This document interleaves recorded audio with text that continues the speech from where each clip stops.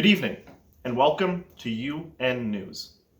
Tonight we will be covering the heartbreaking tragedy of the refugees that were attacked approaching the Russian-Azeri border. Earlier today, a video went viral featuring footage of these refugees being shot at from groups protecting the Russian border.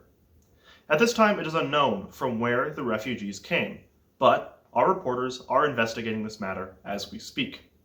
Though a Russian government statement has said that these attacks were committed by civilian militias. These actions were conducted by rogue militias that have nothing to do with our government.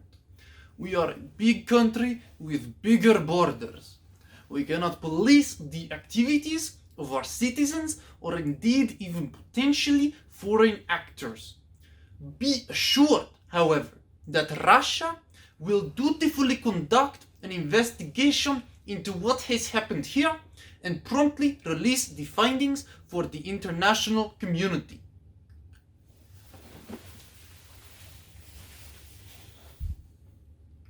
That's a statement from the Russian government, and now we move to our panel of three experts to comment on the still developing international crisis that has resulted from the attack on the refugees at the Russian-Azeri border.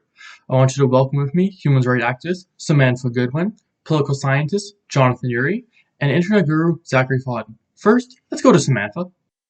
Good evening, and thank you for having me on. I'm here to remind people that to the folks on the ground who are experiencing this, it does not matter who conducted the attack. Their reality doesn't change whether it was rogue militias or the Russian government. Without concerted international intervention, innocents will continue to be subjected to this violence. A neutral third party that oversees these vulnerable areas would help to ensure the safety of everyone. Our top priority should not be politics, but making sure that everyone is safe.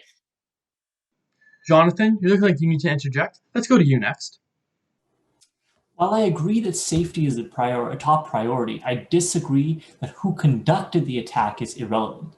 To me, this looks like the exact pattern of behavior we saw in 2014 in Crimea. The Russian government couldn't handle the crisis in an appropriate manner, so it naturally started blaming the refugees and breakaway militias. Have we forgotten the March of Little Green Men? With dramatic change in climate, the geopolitical situation is shifting rapidly, and this could be the beginnings of a regressive Russian action. It is vital that the situation is contained, but I believe it will not stop unless it's contained at the source itself. A Russian investigation in these matters will just be as worthless as the Russian referendum in Crimea. Finally, we go to notable internet pundit Zachary Fodden. You're all wrong. People have a right to defend themselves and their property. It's easy for you to condemn from your ivory tower, but you don't know what these people are going through.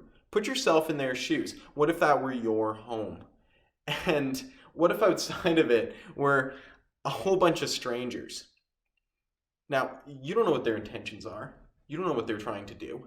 And now they start acting threatening. They're trying to get in. Try and tell me that you wouldn't defend yourself and your family. Thank you to our panelists for their perspectives on this situation. Now, we've been able to secure a connection with one of the refugees who says she has survived an attack. Hi, Katrina. You were telling us what you saw? Hello, and yes, I witnessed the attack. There was just so much going on, but I can tell you that I am sure that this merciless attack was conducted by Russian authorities.